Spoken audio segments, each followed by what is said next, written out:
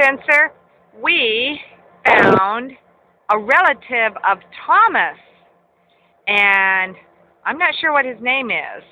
I think he said Hector, but I'm not sure I ever remember seeing a train that's a friend or relative of Thomas's named Hector, but he claims he is. So anyway, we are in Garibaldi, Oregon, and this is a pretty neat looking engine.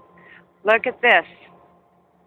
Wow, and look, it's got a passenger. Look at this. This is called the Western Union Telegraph Cable Office. This is like their telephone service in the olden days. Okay, wow, look at these big wheels. There's the engine. Wow. Is this neat or what? Let's see. Oh, there's a caboose down here.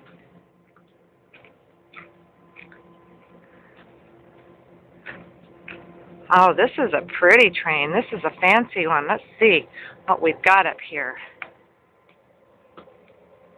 See if we can see inside. Look at that. This is a fancy train.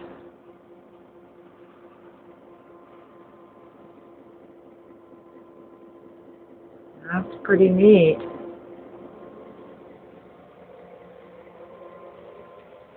Okay, let's walk back down the stairs and go see the caboose.